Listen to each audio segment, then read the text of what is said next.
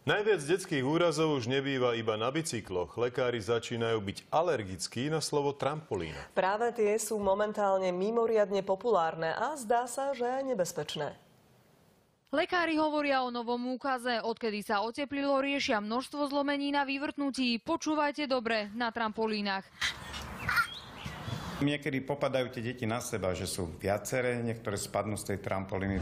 Len počas uplynulého víkendu ošetrili v Bratislavskej univerzitnej nemocnici 16 detí, ktoré sa zranili práve na trampolíne. 6 detí utrpelo zlomeniny predlaktia, predkolenia alebo lakťa. 2 deti mali komplikované zlomeniny. Mnohé z detí boli iba v predškolskom veku a jedno malo len rok a pol. V takomto veku však nemajú rovnováhu ani na pevnej zemi. Nie je to ešte na pružinách, kde je treba koordinovať všetky časti tela. Musia sa určite rozbehať poctivo, rozcvičiť krčnú chrbticu, rozcvičiť v podstate celé telo. Záhradné trampolíny nebezpečné nie sú. Horšie je to s väčšími a pružnejšími, kde je zvyčajne aj veľa detí. Tie malé by pritom mali byť istené popruhmi. Ja dávam pozor, ja som pri ňom, je to nebezpečné, ale zase stať sa mu môže hocikde.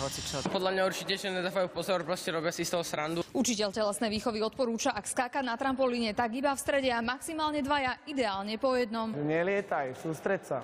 Trampolína v podstate každú chybu, každé povolenie tela vráti dvakrát, ono vás to rozhodí a letíte do každej strany. Obozretnosti teda nikdy nie je dosť a rodičia by ani na ihrisku detí, ktoré sa rady predvádzajú, nemali spúšťať z očí. Katarína Kulová, televízia Markíza.